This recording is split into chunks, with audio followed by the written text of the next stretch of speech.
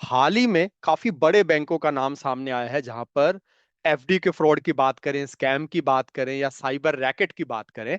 IDFC का हाल ही में 590 करोड़ का, कोटक महिंद्रा का 160 करोड़ के आसपास, और एक्सिस बैंक की अगर हम बात करें तो वहां के कुछ एम्प्लॉय साइबर रैकेट को सपोर्ट करते हुए पाए गए हैं, और जहां पर 500 करोड़ रुपए की घपलाबाजी की बातें हो रही हैं। इसके अलावा एक केस ऐसा भी सामने आया है जहां पर एफडी करवाई और एम्प्लॉय ने उसको फेक एफडी रिसिप्ट दे दी और पैसा कहीं और ट्रांसफर कर लिया।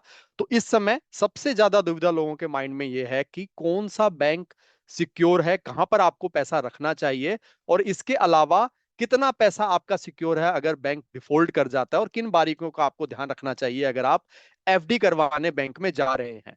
हालांकि कहना चाहूंगा, घबराने की आपको कोई जरूरत नहीं है। जितने भी बैंक, कमर्शियल बैंक की अगर हम बात करें, गवर्नमेंट बैंक की बात करें, प्राइवेट बैंक की बात करें, वो डीआईसीजीसी के तहत 5 लाख तक आपका जो पैसा है वो सिक्योर है। अब क्वेश्चन मन में ये भी आएगा, भाई वो 5 लाख जो है वो ज्वाइंट अकाउंट के लिए क्या होगा? अगर मेरा 4-5 बैंक में अकाउंट है तो क्या मुझे हर बैंक में वो 5 लाख की सिक्योरिटी मिलेगी? उन सब बारीकियों की भी बात करेंगे। और आपको बताना चाहूंगा, इन सब बैंक जो कि आपको अभी स्क्रीन पे दिख रहे हैं, पब्लिक सेक्टर बैंक की बात करें, 12 पब्लिक सेक्टर बैंक है जिनको गवर्नमेंट बैंक, जहां क्योंकि गवर्नमेंट का स्टेक सबसे ज्यादा है, इनको बोला जाता है। और उसके अलावा प्राइवेट बैंक की बात करें, और इसके अलावा जो भी स्मॉल फाइनेंस बैंक है वहां पर भी, ये सारे के सारे बैंक में आप डीआईसीजीसी के अंतर्गत आते हैं। उनमें आपका 5 लाख का पैसा सिक्योर रहता है। और अगर आप जानना चाहते हैं कि आपका बैंक सिक्योर है या नहीं है, तो डीआईसीजी की वेबसाइट पे जाके, लिंक हम सबसे पहले सबसे ऊपर पिन करके रखेंगे, उस लिंक पे आप क्लिक करेंगे तो अपने बैंक का नाम देख सकते हैं। अगर उस बैंक का नाम लिस्ट में आ रहा है तो आप बेफिक्र, चिंता फ्री रह सकते हैं कि आपका पैसा अगर बैंक डिफॉल्ट कर भी देता है तो पैसा आपका सिक्योर है। लेकिन यहां पर 5 लाख की लिमिट रखी गई है, पर आप उस लिमिट को इंक्रीज कर सकते हैं अगर आप अपने अकाउंट को सही तरीके से मैनेज करते हैं। इसके अलावा समय समय पर आरबीआई सेफेस्ट बैंक की लिस्ट भी जारी करती है, या टू बिग टू फेल की लिस्ट भी जारी करती है, और इसमें उन्होंने 3 बैंक को फिर से रखा है। सबसे ऊपर उन्होंने अब तक की अगर हम बात करें, जो नोटिफाई आरबीआई की तरफ से किया गया है, एसबीआई को उन्होंने अपने लिस्ट में रखा है, आईसीआईसीआई बैंक, और उसके अलावा एचडीएफसी बैंक।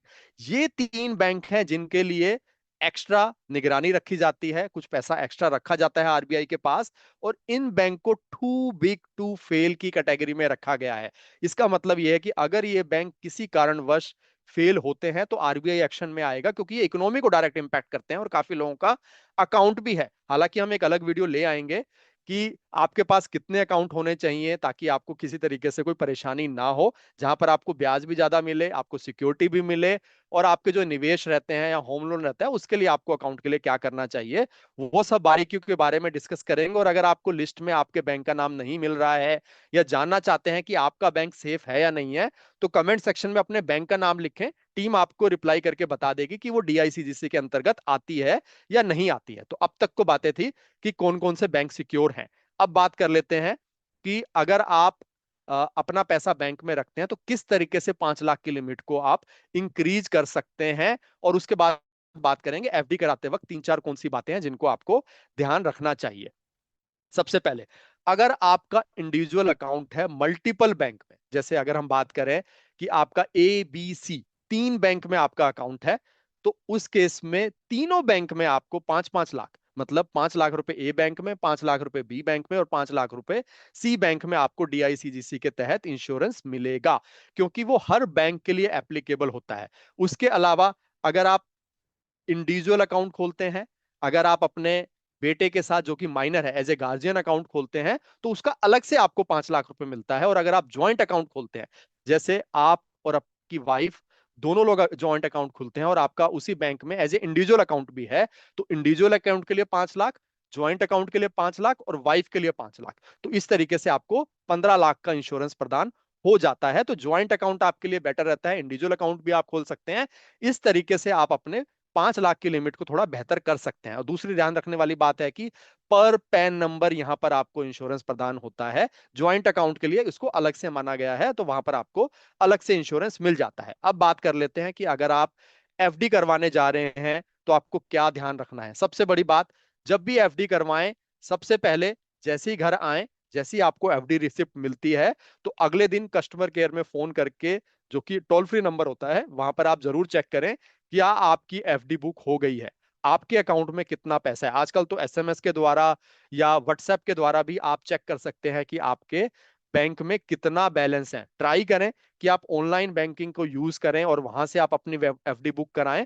वो ज्यादा बेटर रहता है क्योंकि वहां आपके पास सारी चीजें आपके हाथ में होती हैं।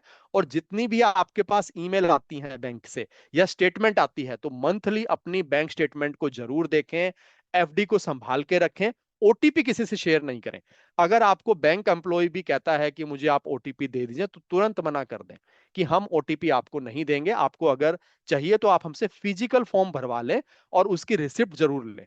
जो भी आप डॉक्यूमेंट बैंक अधिकारी को देते हैं, उसकी फोटोकॉपी उसको बोलें और उसको उसके ऊपर आपको वो रिसिप्ट दे। अपनी स्टैंप लगा के, बैंक की स्टैंप लगाएगा, अपना साइन करेगा, अपना नाम लिखेगा। ये सारे डॉक्यूमेंट आप संभाल के रखें। और अगर आपके साथ धोखाधड़ी हो जाती है या आपको कोई कंसर्न रहता है अधिकारी के द्वारा या बैंक के द्वारा, तो आरबीआई में जरूर शिकायत करें। उसका भी लिंक हम सबसे ऊपर पिन करके रखेंगे। बाकी कुछ एम्प्लॉय की वजह से पूरे बैंक बदनाम हो जाते हैं। आरबीआई के निगरानी में है सभी बैंक, और इंडिया में बैंकिंग सिस्टम काफी स्ट्रांग है। तो ध्यान रखें, थोड़े समझदारी रखें। और सबसे बड़ी बात, किसी पे ट्रस्ट ब्लाइंडली ना करें। हर बार क्वेश्चन पूछें कि आपने ये कर दिया है, मैं इसको कैसे चेक कर सकता हूं, कैसे जाके मैं इसको वेरीफाई कर सकता हूं कि जो मैंने एफडी बुक करी है वो मेरे नाम पे आ चुकी है। उसका तरीका ही है कि आप उसकी स्टेटमेंट चेक करें, और उसके अलावा टोल फ्री नंबर पे जाके चेक करें कि आपका एफडी बुक हुई है या नहीं हुई है। बाकी फिर भी बैंक से रिलेटेड आपका कोई क्वेश्चन है, कमेंट है, तो कमेंट सेक्शन में जरूर लिखें।